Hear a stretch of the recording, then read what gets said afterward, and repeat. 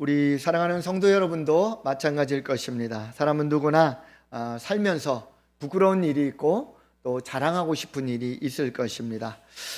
저도 어린 시절 부끄러운 일들이 많이 있었습니다만 그 중에 지금까지도 잊혀지지 않는 생생한 부끄러운 장면이 있습니다. 부끄럽지만 어렵게 공개를 하면 초등학교 2학년 때, 그러니까 지금으로 따지면 9살쯤 되는 거죠. 아주 어린 애죠. 여러분이 믿지 않겠지만 저의 지금의 모습을 보고 제가 어릴 때도 사람들 앞에서 말을 잘했을 것이다 이렇게 오해를 하실 수 있는데, 어릴 때는 두 사람만 모이면 고개를 들지 못할 정도로 수줍음을 많이 탔습니다. 그런데 초등학교 2학년이 올라가면서 담임 선생님이 저와 또 다른 친구를 둘을 반장, 부반장으로 세웠습니다. 저는 얼떨결에 반장이 되긴 했지만 여전히 그 숫기 없는 성격은 제가 어쩔 수가 없었습니다. 선생님이 전달하라는 전달 사항을 거의 친구 반 아이들에게 전달을 못했습니다. 너무 부끄러워서 아이들 앞에서 이야기를 할 수 없는 것입니다. 이해가 잘 안 될 수 있습니다. 그런데 그것이 실체였습니다. 급기야 담임 선생님이 3월 2일 날 반장이 됐는데 4월 15일 아침에 학급 회의를 하면서, 학급 조회를 하면서 그부들이 한 45명 되는 반 안에서, 반 앞에서 우리 이제 앞으로 나오라고 이야기를 하시더라고요. 그래서 저와 부반장이 앞으로 나왔습니다. 우리 친구들을 보면서 서라고 합니다. 그러면서 선포를 합니다. 오늘부터 반장, 부반장을 바꾸겠습니다 하면서 저와 저 친구는 그 자리에서 한 달 반 만에 잘렸습니다. 아마 우리 대한민국 교육계에서 이런 경우는 극히 드물 것입니다. 특별히 나쁜 짓을 하지 않았는데 단지 숫기가 없다는 이유로 그렇게 잘렸습니다. 그 반장에서 잘리는 이 수모와 그 창피함은 지금까지도 잊혀지지가 않습니다. 물론 그 상처가 되는 부분은 예수님을 믿으면서 다 치유가 됐지만 그때의 그 장면은 잊혀지지 않는 것이 이제 솔직한 고백입니다. 저의 경험처럼 우리 모두는 부끄러움이 있을 것입니다. 또 그 반대로 또 자랑하고 싶은 그런 자랑거리도 있을 것입니다. 세상에서 자랑하는 것들은 어떤 것이 있을까요? 좋은 학벌, 좋은 직장, 또 성공한 사업, 또 자녀들의 성취, 그리고 어떤 재산, 명예, 이런 것들을 세상에서는 자랑을 합니다. 반면에 세상에서 숨기고 싶어 하는 것은 뭘까요? 우리의 실패, 우리의 가난한 모습, 그리고 우리의 질병, 또 연약한 모습, 이런 것은 부끄러워하고 숨기고 싶어 합니다. 이 기준이 딱 나눠져 있죠. 여러분 너무나 잘 알 겁니다. 그런데 성경에서 부끄러워하는 것하고 자랑하고 싶어 하는 것하고 그 기준이 세상에서 우리가 생각하는 것과는 너무나 다릅니다. 오늘 바울이 이렇게 선포를 하죠. 16절에 내가 복음을 부끄러워하지 아니하노니 이 복음은 모든 믿는 자에게 구원을 주시는 하나님의 능력이 됨이라. 복음을 부끄러워하지 아니한다. 이 이야기를 왜 할까요? 복음을 부끄러워하는 사람이 많았고 자기 자신도 복음을 부끄러워했던 거예요. 예수님을 믿기 전까지는, 복음을 영접하기 전까지는 자기 자신도 너무 예수 그리스도, 십자가, 복음, 이런 거에 대해서 너무 하찮게 여기고 그것조차 부끄럽게 여겼던 것입니다. 세상은 복음을 어리석다 하고 조롱을 합니다. 그런데 바울은 분명히 선포합니다. 복음을 부끄러워하지 않겠다. 그러면서 그 반면에 어떤 의미로 얘기합니까? 오히려 나는 이전에 내가 그렇게 부끄러워했던 그 복음을 지금은 너무나 크게 자랑하고 있습니다. 이렇게 암시하고 있습니다. 그래서 바울의 이 고백을 중심으로 해서 저는 오늘 여러분들과 함께 우리 성도가, 하나님의 백성들이 진정으로 부끄러워해야 할 것, 그리고 진정으로 자랑해야 할 것이 무엇이 있을까, 이 부분을 함께 묵상해 보기를 원합니다. 그렇다면 성도가 진정으로 부끄러워해야 할 것과 자랑해야 할 것, 어떤 것이 있을까요? 우리 첫 번째 한번 봅니다. 같이 한번 읽습니다. 시작. 성도가 부끄러워해야 할 것은 세상이 자랑하는 것을 따라가는 삶입니다. 자, 바울이 이렇게 깨닫고 느낀 거예요. 성도가 정말로 부끄러워해야 할 것은 자신의 이전에 어떤 실수, 실패, 나의 현재의 이 연약한 모습, 이런 것들이 아니라고 이야기를 합니다. 세상은 그런 것을 부끄러워하지만 하나님의 백성된 성도에게 있어서는 그 부끄러움의 기준이 다르다라는 것입니다. 그 부끄러움의 기준은 바로 내가 세상이 자랑하는 것, 세상이 환호하는 것, 세상에서 그렇게 열렬히 박수치는 것, 바로 그것을 내가 따라간다면 그것이 성도에게 부끄러운 일이라고 오히려 말하고 있는 것입니다. 로마서는 로마의 성도들에게 쓴 바울의 신앙적인 권면을 편지로 쓴 책입니다. 바울이 남긴 서신서 중에서 가장 체계적이고 그리고 신학적인 신학의 핵심을 알려주는 그런 책이기도 합니다. 그래서 바울은 이 서신을 시작하면서 1장에서 이 중요한 신학적인 가치를 제시합니다. 그것이 16절입니다. 우리 16절을 다시 한번 읽어보겠습니다. 시작. 내가 복음을 부끄러워하지 아니하노니 이 복음은 모든 믿는 자에게 구원을 주시는 하나님의 능력이 됨이라. 먼저는 유대인에게요 그리고 헬라인에게로다. 이렇게 말씀하고 있습니다. 즉 바울 자신도, 바울이 다메섹 도상에서 예수님을 만나기 전까지는 바울이 어떤 것으로 보입니까? 예수, 십자가, 그리스도인들, 이런 사람에 대해서 너무나 얕보고 조롱하고 아주 그들을 비웃음 쳤던 그런 대상이었어요. 당연히 이 예수라는 사람, 예수가 가르쳐준 이 복음이라는 것, 그 모든 것은 정말 수치스럽고 창피하고 부끄러운 것이다, 이렇게 생각을 한 거예요.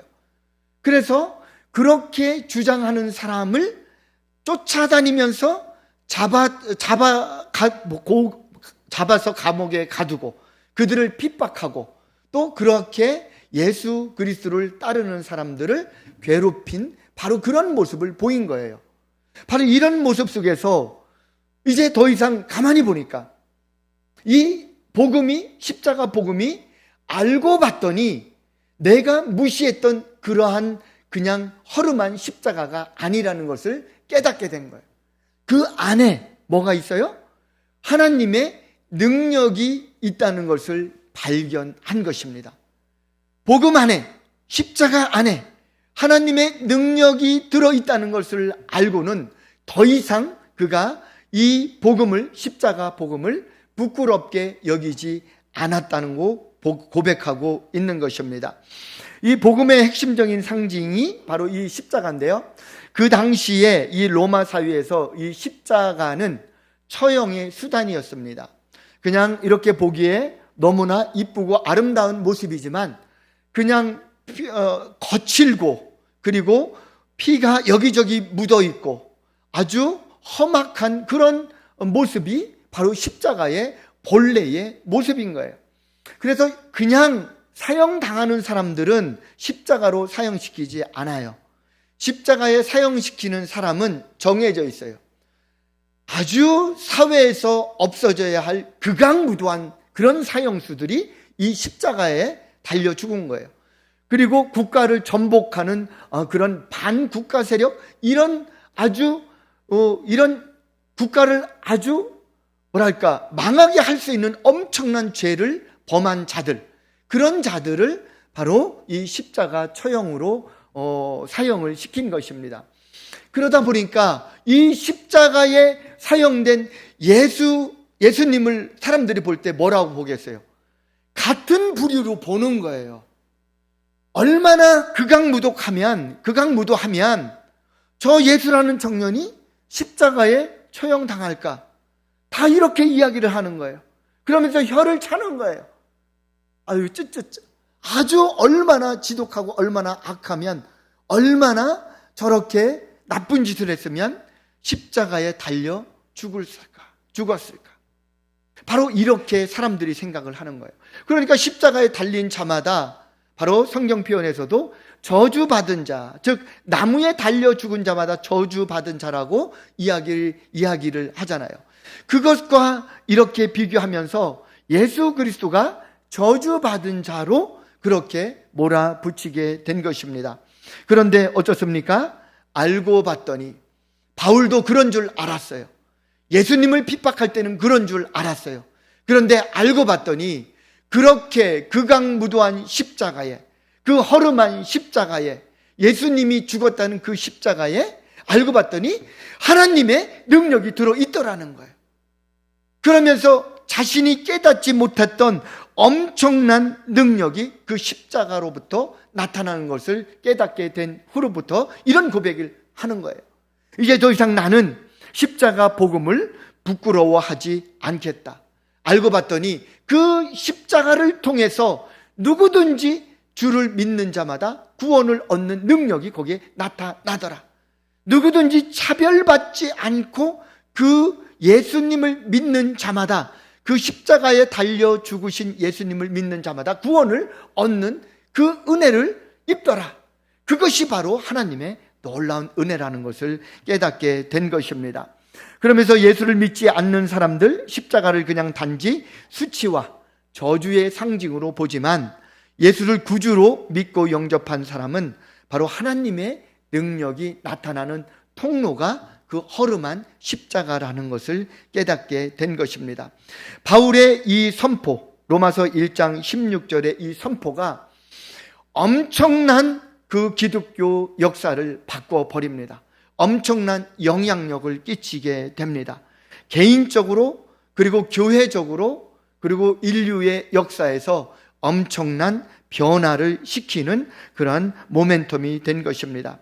그 중에 한 사람, 존 버년이라는 사람이 있습니다. 이 사람도 이제 하나님을 믿고 예수님을 믿었지만 여전히 자신의 삶 속에 복음에 대한 확신이 없어요. 예수님을 믿는다고 하지만 복음에 대한 그러한 감사와 은혜의 확신이 없어요. 왜 그럴까요? 삶이 너무 힘들어요. 너무 가난해. 찢어지게 가난해. 예수님을 믿고 예수님을 좀 사랑하면 하나님이 나에게 물질적인 복도 주고 또 건강의 복도 주고 여러 가지 좀 형편도 좀 좋아져야 하고 신학교 갈 수 있는 그 상황도 주셔야 되는데 내가 예수님을 이렇게 사모하는데 그런데 하나님이 형편을 펴주지를 않아요. 여전히 주님을 믿고 사랑하는데도 가난해. 찢어지게 가난해. 학교 갈 돈도 없고 그런데 하나님을 사랑하는 마음이 너무나 복받치기 때문에 사람들 앞에서 하나님의 사랑을 증거해요. 지금으로 말하면 설교를 한 거예요. 그랬더니 그것이 국법에 걸려요. 그 당시 목사 안수를 받지 않은 사람이 사람들 앞에서 하나님에 대해서 설교를 하면 바로 감옥행입니다. 그러면서 그에게 12년의 그러한 구형이 내려지고 그 선고가 내려집니다. 사람들 앞에 하나님을 설교했다는 이유만으로 감옥에 갇힌 거예요. 더 절망합니다. 아니 내가 이렇게 하나님 믿고 찢어지게 가난한 것도 불만하지 않고 오히려 그것을 사람들에게 더 전했는데 오히려 하나님이 도와주기는커녕 감옥에 갇히고 12년 동안 내가 이 감옥살이를 해야 되는 그 절망적인 상황이 얼마나 그를 괴롭힌지 몰라요. 더 이상 이제 영적으로 일어설 힘도 없었고 육신적으로도 일어설 힘이 없었어요. 바로 그때 그가 이제 로마서 1장 16절 17절을 묵상을 하게 됩니다. 그러면서 16절에 이제 내가 다시는 예수님을 믿고 내 형편이 이게 오히려 이게 뭡니까? 이렇게 원망했지만 오히려 그가 16절을 묵상하면서 바울이 그 깨달은 그것을 이제 존 번연도 깨닫게 됩니다. 그렇구나. 하나님은 그저 내가 하나님을 믿는다고 나를 부자로 만들어주고 나를 바로 건강하게 만들어주고 내가 원하는 형편으로 다 펴지게 해주는 그런 분이 아니구나. 그것이 하나님의 은혜가 아니구나 라는 것을 깨닫게 해줍니다. 그러면서 이제 내가 원망하고 불평하고 했던 그런 것, 예수님을 부끄러워했던 바로 자신을 오히려 회개하며 주님 앞에 결단합니다. 하나님, 다시 일어서겠습니다. 하나님의 그 십자가, 그 복음의 그 능력을 이제 알았습니다. 하나님이 주시는 힘으로 다시 일어서겠습니다. 그렇게 하면서 그가 감옥에서 어떻게 하면 사람들에게 쉽게 전도할 수 있는, 복음 전도할 수 있는 그러한 내용을 좀 쓸 수 있겠는가. 그 전도의 원리를 쓴 것이 바로 철로 역정입니다. 바로 이렇게 한 사람을 엄청나게 변화시켰어요. 바로 복음에는 어떤 개인뿐만 아니라 교회 또 인간의 역사를 변화시키는 하나님의 능력이 있다는 것입니다. 그러한 능력을 우리가 부끄러워한다? 그것은 하나님의 백성으로서 상상도 할 수 없는 것입니다. 성경에서는요, 우리 성도들이 진정으로 부끄러워할 게 따로 있다고 말씀을 하고 있습니다. 내가 예수 믿고 부자가 되지 않은 것, 그것이 부끄러운 것이 아니에요. 세상은 조롱하죠.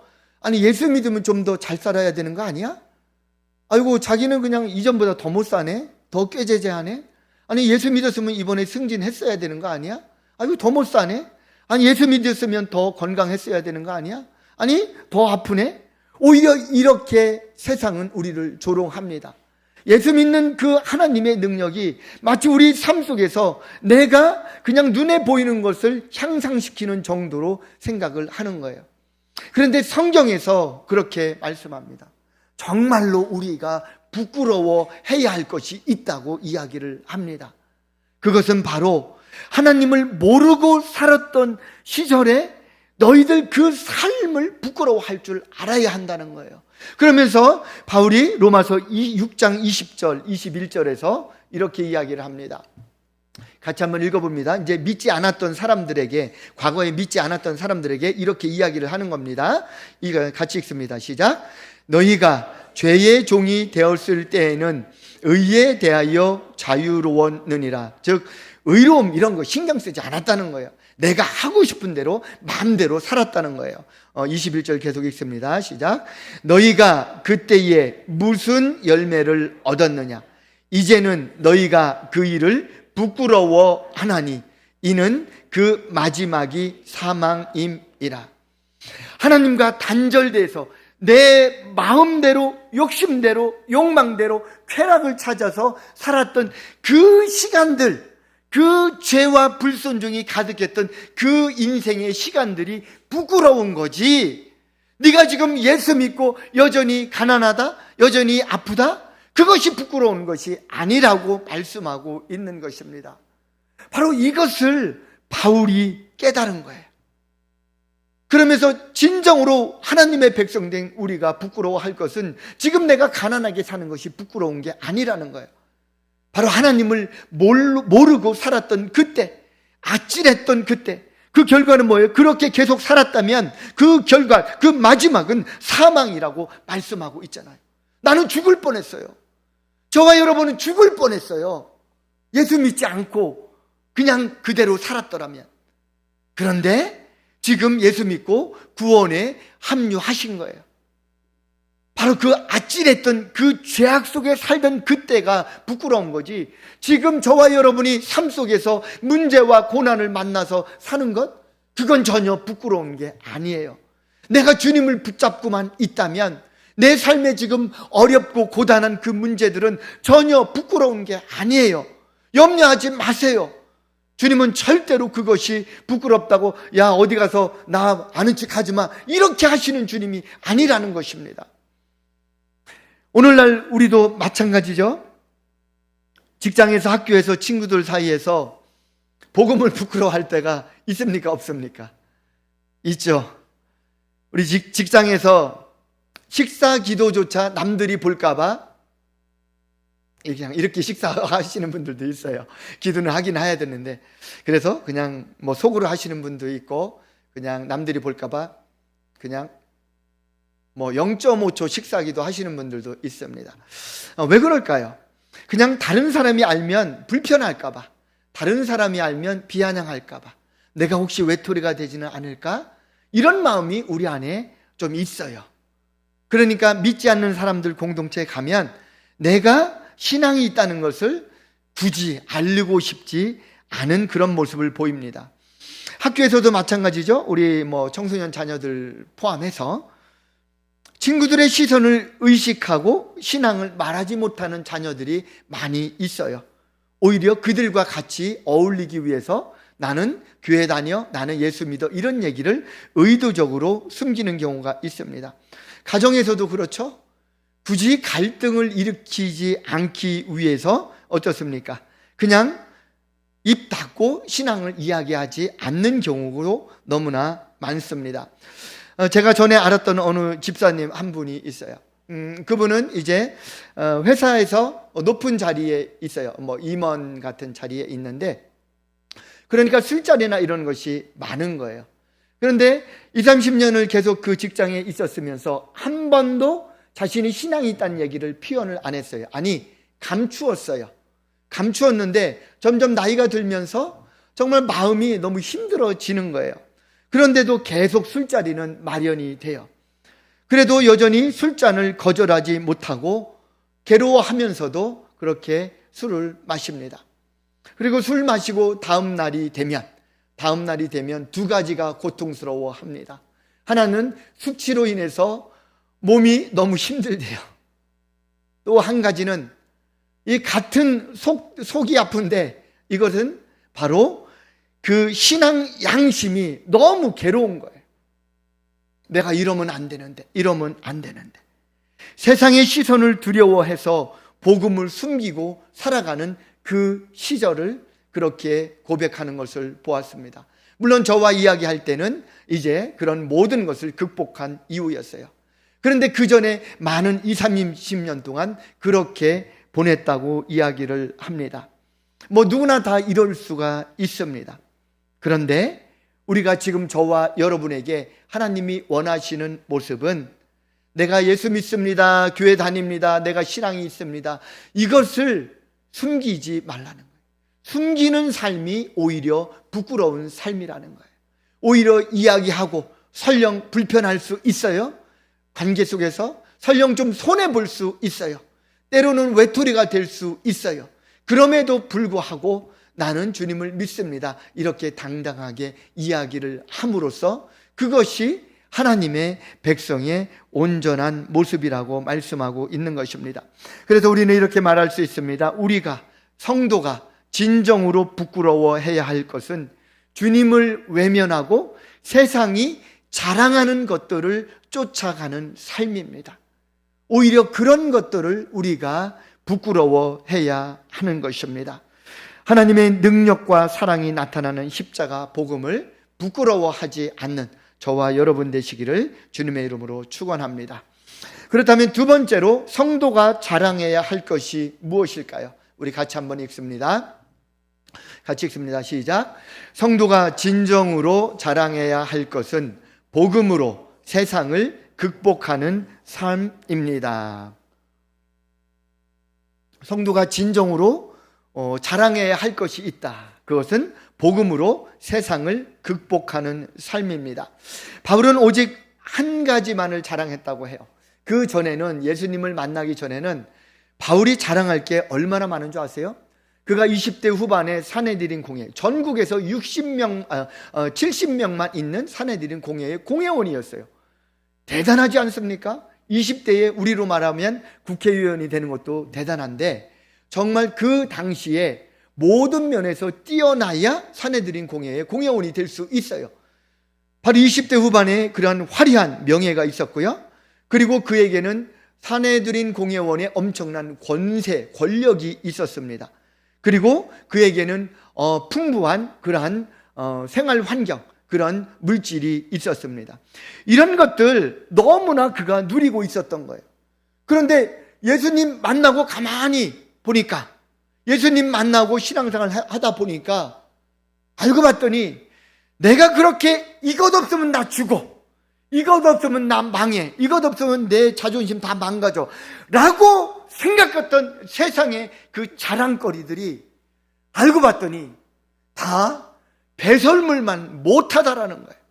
화장실에 배설물만 못하다는 것을 깨닫고 그가 그렇게 고백을 하잖아요. 그러면서 그가 이제 말합니다. 선포합니다. 내가 자랑할 것은 저 엄청난 명예, 권력, 물질 아무것도 아니다라는 거예요. 이제 저거 다 배설물로 다 버렸다. 내가 붙들고 내가 정말로 자랑할 수 있는 것 딱 한 가지다 라고 하면서 갈라디아서 6장 14절에 이렇게 말합니다. 같이 읽습니다. 시작. 그러나 내게는 우리 주 예수 그리스도의 십자가 외에 결코 자랑할 것이 없으니 그리스도로 말미암아 세상이 나를 대하여 십자가에 못 박히고 내가 또한 세상을 대하여 그러하니라. 십자가 복음이 무엇인가 그 의미를 깨닫고 나니까 이제까지 내가 움켜쥐고 있었던 그 모든 것이 다 소용이 없다라는 거예요. 오직 나에게 중요한 것은 나를 위해서, 나를 죄와 사망에서 살리기 위해서 죽으신 예수 그리스도의 그 십자가의 은혜, 그것 하나밖에 자랑할 게 없다라는 것을 고백하고 있는 것입니다. 바로 이것을 깨달은 바울, 그 다음부터 두려운 게 없어요. 무서운 게 없어요. 창피한 게 없어요. 모든 것이 다 예수 그리스도의 그 십자가 복음에 초점을 맞춰서 그가 살아갑니다. 그러면서 고린도전서 1장 18절에 이런 고백을 합니다. 그의 솔직한 고백입니다. 같이 읽습니다. 시작. 십자가의 도가 멸망하는 자들에게는 미련한 것이요 구원을 받는 우리에게는 하나님의 능력이라. 아까 1장 16절에서도 그 복음은 하나님의 능력이라고 말씀하셨죠. 마찬가지예요. 이 십자가의 도가 주를 안 믿는 사람들에게는, 멸망하는 자들에게는 뭐처럼 보여요? 미련한 것으로 보여요. 야, 저거 나무 십자가 이렇게 크로스 하는 게 뭐가 힘이 있다고. 저거 그냥 땔감으로도 시원찮겠네. 이렇게 비하합니다. 그런데 정말 이 구원을 받은 성도들에게는 알고 봤더니 이 십자가가 나의 죄를 용서하고 나를 죽음에서 살리신 그 능력이 그 안에 배어 있는 것입니다. 바로 그것을 깨달으니까 다른 거 쳐다볼 겨를이 없는 거예요. 오직 십자가만 자랑하게 되는 거예요. 어딜 가도 십자가예요. 초등학교 동창을 만나도 십자가, 그리고 사회에서 누구를 만나도 십자가, 또 어떤 공동체, 어떤 친구를 만나도 그 십자가만 자랑을 하는 모습을 볼 수 있는 것입니다. 무너진 인생을 새롭게 하고요. 이 십자가의 능력, 하나님의 능력은 무너진 인생이 있다면 그 인생을 새롭게 해줍니다. 절망하는 자에게 소망으로 바꾸어 줍니다. 죽음을 생명으로 옮겨주는 능력이 있습니다. 또한 복음은 모든 믿는 자에게 구원을 주신다고 선포해 주셨어요. 만약에 어떤 특별한 인종, 히브리 민족만 구원해 주겠다, 그러면 그 신앙은 별로 은혜가 없는 신앙이에요. 그런데 히브리 민족이든 동양인이든 서양인이든 황인종이든 백인종이든 흑인종이든 어떤 종류의 인종이든 어떤 종류의 문화든 간에 따지지도 않고 묻지지도 않는 누구든지 예수님이 나의 구세주입니다, 이 한 가지만 고백하면 그 사람에게 누구든지 구원을 주신다는 거예요. 이것을 세상의 어떤 제도가, 프로그램이 이렇게 해줄 수 있습니까? 못해요. 오직 하나님의 능력으로만이 이것이 가능해요. 그래서 복음 이퀄스 바로 하나님의 능력이라고 말씀하고 있는 것입니다. 그러면서 복음은 죄인을 의인으로 변화시키는 능력이 있다고 말씀하십니다. 저와 여러분은 죄성을 가진 죄인이에요. 그렇죠? 틈만 나면 죄의 아이디어와 죄의 생각이 머릿속에 떠올라요. 그렇죠? 바로 이런 아주 구원받을 자격이 없는 자예요. 왜냐하면 주님은 죄로 가득한 사람을 절대로 구원하지 않아요. 주님은 의로운 사람만 구원을 해요. 그런데 죄인이 의인이 돼야 주님께서 구원을 해주시는데 우리는 죄인이잖아요. 어떻게 의인이 돼요? 아무리 노력해도 안 되는 거예요. 아무리 노력해도 의인이 될 수가 없어요. 이 안에 있는 죄성 때문에. 그런데 주님이 우리에게 한 가지 방법을 주셨어요. 의인이 될 수 있는 방법, 의인이 돼야 구원을 얻는 자격이 있는데 의인이 되는 방법을 주셨는데, 그것은 바로 예수님을 구주로 영접하면 바로 우리를 죄인에서 의인으로 신분을 바꿔주신대요. 의인으로 신분이 바뀌어지면 구원을 받을 자격이 되는 거예요. 그러면 우리는 구원을 받을 수 있는 것입니다. 바로 그 말씀을 바울이 그 유명한 1장 17절에서 이렇게 말씀하십니다. 같이 한번 읽어봅니다. 시작. 복음에는 하나님의 의가 나타나서 믿음으로 믿음에 이르게 하나니 기록된 바 오직 의인은 믿음으로 말미암아 살리라 함과 같으니라. 이 기록된 바는 하박국 2장 4절에 기록된 걸 의미합니다. 기록된 바 오직 의인은 믿음으로 말미암아 살리라. 어떤 수고와 땀 흘리고 어떤 우리의 공로, 노력, 이것으로 우리가 의인이 되는 게 아니라 예수님을 나를 구원하는 구세주로 영접하기만 하면 이것이 우리가 의인이 되는 거예요. 그 믿음 하나로 의인이 되는 거예요. 얼마나 쉬워요. 땀 흘려도 땀 흘리지 않아도 돼요. 피 흘리지 않아도 돼요. 노력하지 않아도 돼요. 이 고백만 하면 되는 거예요. 얼마나 감사해요. 바로 그렇게 우리를 의인으로 바꿔주시고 그렇게 구원을 해 주신 거예요. 이 한 구절이 로마서 1장 17절이 우리 이 기독교계를 완전히 바꾸어 놓았어요. 개인적으로 교회적으로 완전히 바꿔 놓은 거예요. 마르틴 루터라는 사람이 있어요. 수도사의 길을 걸었지만 여전히 만족이 없어요. 여전히 하나님의 은혜는 사모하는데 평안함이 없어. 왜 그런가 봤더니 자신이 저지른 죄가 많아. 그 죄를 용서받기 위해서 별짓을 다 해봤어요. 마지막에는 그 수도원의 100개가 넘는 계단을 무릎으로 한 계단 무릎으로 오르면서 그 피투성이가 되는 무릎으로 오르면서 그렇게 회개를 해요. 하나님, 제가 몇 날 며칠에 했던 죄를 회개합니다.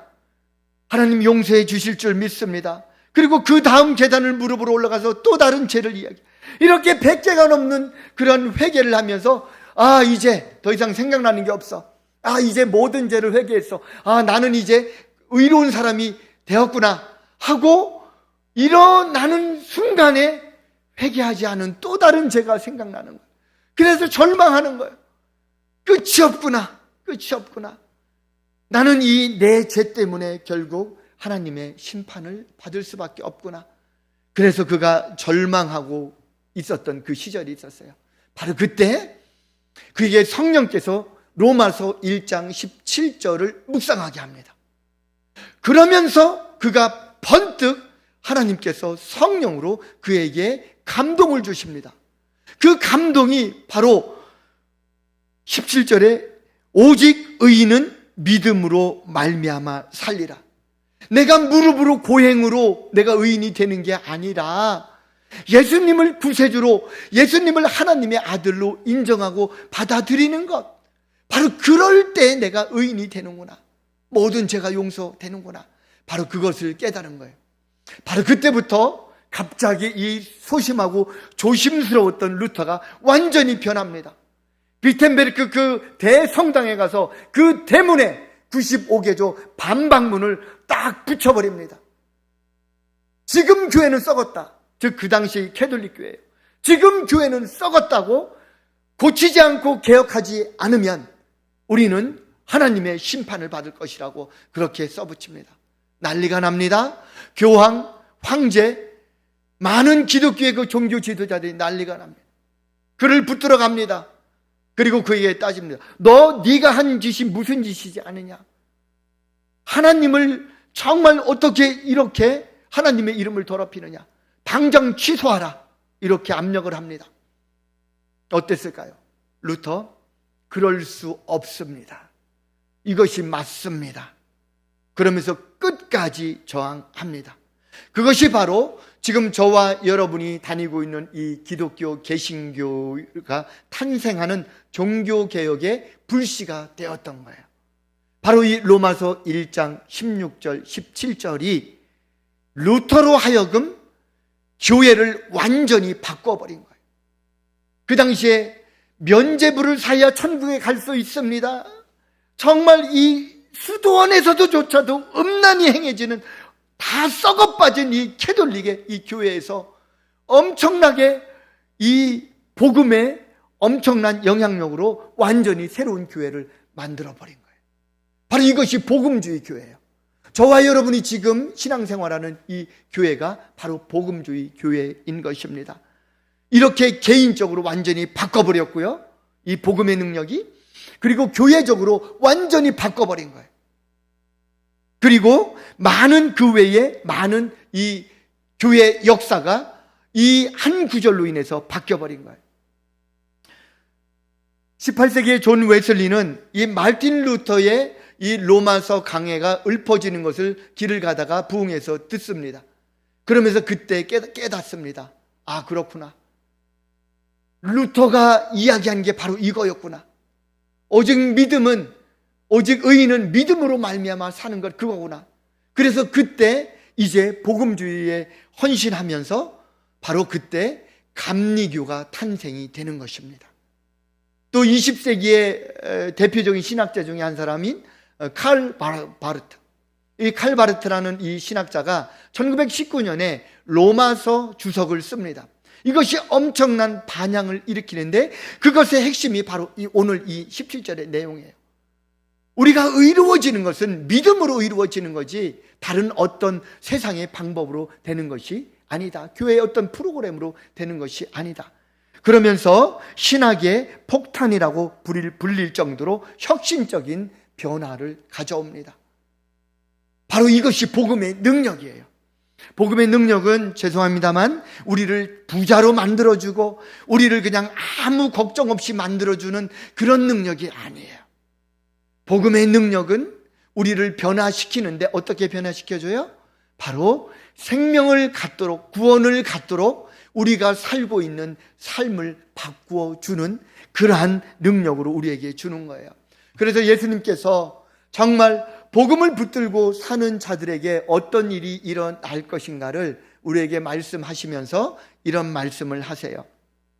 요한복음 16장 33절입니다. 같이 한번 읽어볼까요? 시작. 이것을 너희에게 이르는 것은 너희로 내 안에서 평안을 누리게 하려 함이라. 세상에서는 너희가 환난을 당하나 담대하라. 내가 세상을 이기었노라. 제가 좀 다른 말로 풀어서 한번 읽어드릴까요? 띄어나봐 주세요. 십자가 복음을 너희에게 이르는 것은 너희로 내 안에서 평안을 누리게 하려 함이라. 세상에서는 십자가 복음을 붙들고 살면 너희가 환난을 당하나 담대하라. 내가 세상을 이긴 것처럼 너희도 복음의 능력으로 이길 것이다. 바로 그 말씀이에요. 지금 예수님이 12제자들에게 지금 이야기를 하는 거예요. 너희들이 나를 믿고 이 십자가 복음을 붙들고 너희들이 살면 내가 더 가난해지고 내가 더 찌질해지고 내가 세상에서 더 초라해질까 봐 걱정하고 있는데, 그러지만 세상이 권력이 나를 핍박하고 잡아갈 것 같은데 걱정하지 말라는, 나 봐라, 나를 붙들고 사는 자마다 정말 세상을 이길 것이다, 극복할 것이다, 그 말씀을 우리에게 해주고 있는 것입니다. 바로 이것이 복음의 파워입니다. 복음을 들고 사는 자에게는 세상에서 환난이 있을 수 있습니다. 그러나 두려워하지 말라는 것입니다. 힘이 없어 나약해 보이는 어르신이 있을 수 있습니다. 돈이 없어 풀이 죽은 젊은이가 있을 수 있고, 취업이 안 돼서 낙심한 젊은이가 있을 수 있습니다. 계속 인생에서 실패가 이어지면서 정말 살고 싶은 마음이 없는 지긋한 중년이 있을 수 있습니다. 끝이 나지 않는 질병 속에서 절규하는 사람들이 있을 수 있습니다. 이들 모두에게 필요한 것 일시적인 해결책이 아니라는 거예요. 우리에게는 근본적인 해결책을 이미 우리에게 주셨어요. 그것이 바로 십자가 복음이라는 거예요. 왜냐하면 십자가 복음 안에는 모든 것을 바꿔주시고 새롭게 하시고 회복시킬 하나님의 능력이 들어있기 때문입니다. 환경이 흔들릴지라도, 건강이 연약해질지라도, 세상이 조롱할지라도 성도는 복음을 자랑해야 돼요. 나의 부, 나의 명예, 나의 권력, 내 자식, 나의 다른 세상의 어떤 것 자랑하는 것, 인스타와 SNS로 많이 자랑할 수 있어요. 그런데 그건 일시적이에요. 남들의 부러움을 잠깐 가질 뿐이에요. 본질적으로 자랑할 것이 우리 성도들은 달라야 돼요. 그 기준이 달라야 돼요. 바로 예수 그리스도 십자가 복음, 바로 그것을 붙들고 나아가고 자랑해야 하는 것입니다. 이제 말씀을 맺습니다. 우리 사랑하는 성도님들은 지금 무엇을 자랑하고 있습니까? 무엇이 부끄럽습니까? 세상은 죄를 자랑하고 복음을 부끄러워합니다. 야, 내가 이번에 얼마 벌었는 줄 알아? 내가 이렇게 잠깐 이렇게 했더니 이만큼 벌었어. 넌 교회 이렇게 다니면서 이것도 못하지. 이렇게 세상은 어떻게 보면 죄악을 자랑해요. 복음을 조롱해요. 우리 그대로 따라가면 안 돼요. 우리는 반대가 돼야 돼요. 우리는 죄를 부끄러워해야 돼요. 돈 못 벌어도 괜찮아요. 죄의 방법으로 버는 것은 우리가 지양해야 해요. 오히려 복음을 자랑해야 합니다. 세상은 재산, 지식, 성공을 자랑하지만 성도는 오직 복음과 십자가를 자랑해야 합니다. 세상은 실패와 고난을 부끄러워하지만 성도는 죄와 불신앙을 부끄러워해야 하는 것입니다. 세상은 사람들의 인정을 추구하고 목말라 하지만 성도는 하나님의 의와 믿음을 붙잡고 나아가야 하는 것입니다. 그래서 여러분에게 도전합니다.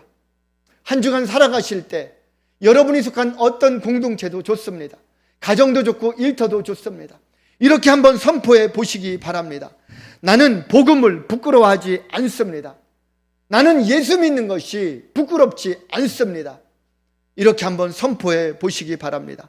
여러분의 입술과 심령으로 여러분의 삶을 통해서 이것이 선포되고 울려 퍼질 때 바로 그때 주님의 영광이 여러분의 삶 속에 깃드는 것입니다.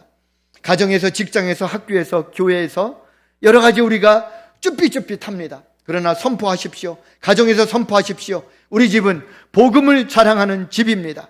그리고 직장에서도 동료들에게 더 이상 여러분이 믿음 생활을 한다는 것을 숨기지 마시기 바랍니다. 술자리 그렇게 거절하시기 바랍니다. 그러면서 저는 하나님을 믿습니다. 기회가 될 때 이렇게 여러분을 나타내십시오.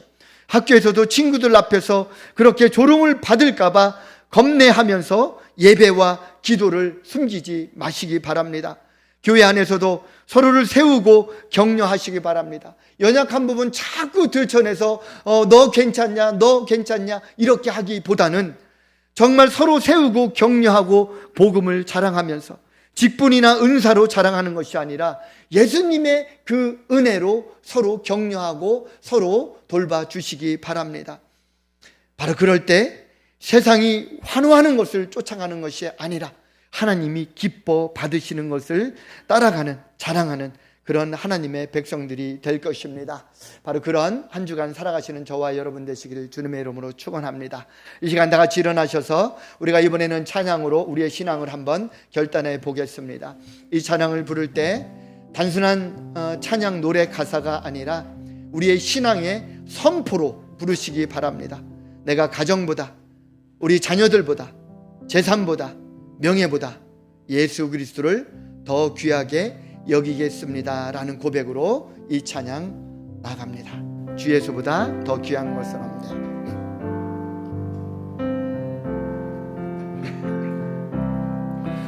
주 예수보다 더 귀한 것은 없네. 이 세상 묘기와 바꿀 수 없네. 영죽은 내 대신, 죽은 내 대신 돌아가신 그 놀라운 사랑 잊지 못. 세상 즐거움, 세상 즐거움 다 버리고 세상 자랑 다 버렸네. 주 예수보다, 주 예수보다 더 귀한 것은 없네. 예수밖에는 없네. 주 예수 예수보다 더 귀한 것은 없네.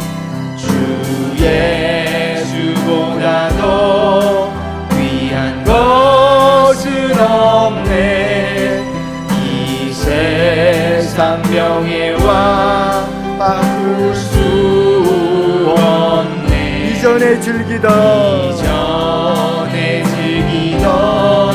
세상 일도 주 사랑하는 마음 뺏지 못해. 세상 즐거움 다 버리고 세상 자랑 다 버렸네. 주 예수보다 더 귀한 것은 없네. 예수보다 더 귀한 것은 없네. 예수밖에 없네. 주 예수보다 더 귀한 주 예수보다 더 귀한 것은 없네. 이 세상 열목과 바꿀 수 없네. 유혹과 핍박이 밀려와다. 유혹과 핍박이 몰려와도 주 섬기는 내 맘 변치 않아. 세상 즐거움 다 버리고 세상 자랑 다 버렸네. 주 예수보다 주 예수보다 더 귀한 것은 없네. 예수밖에 없네. 이 시간 잠깐 결단하며 기도하며 나아가기를 원합니다. 우리 삶 속에 우리 실천할 결단을 가지고 기도하기를 원합니다. 주님, 나의 가정에서 복음을 숨기지 않고 드러나게 하여 주시옵소서. 주님, 나의 직장에서 믿음을 감추지 않게 하여 주시옵소서. 주님, 나의 학교에서 신앙을 자랑하게 하여 주시옵소서. 주님, 나의 교회 안에서 복음을 자랑하는 성도가 되게 하여 주시옵소서. 주님, 세상 눈치 보지 않고 복음을 부끄러워지 하지 않게 하여 주시옵소서. 우리 이러한 결단으로 다짐으로 우리 주님 앞에 우리 각자가 결단하며 나아가며 기도하며 주님께 간구합니다. 오 주님, 이 시간 주님 앞에 간절히 기도하며 나아갑니다. 하나님, 내가 다시 한번 주님 앞에 결단하며 내가 복음을 부끄러워하고 내가 예수를 부끄러워하고 살았습니다. 하나님, 이 시간 다시 한번 주님 앞에 결단하며 나아갑니다. 진정으로 부끄러워할 것이 무엇인가 다시 한번 깨닫게 하여 주심을 감사합니다. 내가 예수를 믿지 않고 세상에 야합하여 세상에 자랑하는 것, 세상이 환호하는 것을 따라가는 것이 그것이 부끄러운 삶이라는 것을 깨닫게 되었습니다. 주여, 나를 다시 한번 붙들어 주시고 내가 진정으로 자랑할 것이 무엇인지 다시 한번 깨닫게 하여 주시옵소서. 세상의 성취는, 세상의 이 성공과 세상의 이 명예를, 세상의 이 권력을 자랑하는 것이 아니라 내가 예수 그리스도 그 십자가 복음을 붙들고 나아가는 삶을 자랑하게 하여 주시옵소서. 변하게 하여 주시고 다시 한번 주님 앞에 간절히 주님 앞에 간구하며 결단하며 나아가는 그런 주의 백성들 되게 하여 주시옵소서. 오 주님 감사합니다. 주님 자비로우신 하나님 아버지, 이 시간 주님 앞에 다시 한번 결단하며 나아갑니다. 내가 복음을 부끄러워하지 않게 하여 주시옵소서. 예수 믿는 것을 부끄러워하지 않게 하여 주시옵소서. 세상의 화려한 것, 세상이 자랑하는 것, 세상이 박수치는 것에 쫓아가지 않게 하여 주시옵소서. 지금 나의 형편이 내가 힘들고 어려울지라도 그것이 부끄러운 것이 아니라 하나님을 향하여 가는 과정이라고 내가 기쁨으로 받게 하여 주시옵소서. 나의 연약함을 아시는 주님, 내 가정에 많은 문제들을 아시는 주님, 주님 앞에 내가 하나하나 기도하며 간구하며 올려드립니다. 부족한 자가, 그러나 주님을 사모하는 자가, 그러나 주님을, 복음을 자랑스러워하는 자가 간구합니다. 주님 들으시고 응답하시고 또 이 연약함들을 하나하나 풀어주시옵소서. 우리가 열심히 일한 소산을 주님 앞에 올려드렸습니다. 하나님, 작고 연약하지만 주님 앞에 최선을 다하여 드린 이 예물을 주님께서 기뻐 받으시고 복음 전파의 귀한 사역에 사용하여 주시옵소서. 올려드린 손길마다 주의 복의 복을 더하여 주시고 더 격려하시고 더 회복하시고 더 치유하여 주시옵소서. 이제는 예수 그리스도의 그 십자가 은혜와 그리고 아들까지 바치면서 우리를 구원해 주신 하늘아버지의 놀랍고 극신하신 사랑, 또 성령님의 내주 교통하심, 우리의 발걸음까지 인도하시고 동행하시는 성령님의 은혜가 이 자리에 머리 숙여 이제 내가 주님 믿는 것을 부끄러워하지 않고 오히려 자랑으로 붙들고 나아가겠노라 결단하고 돌아가는 주의 백성들 머리 위에 이제로부터 영원까지 함께 하기를 간절히 축원하옵나이다. 아멘.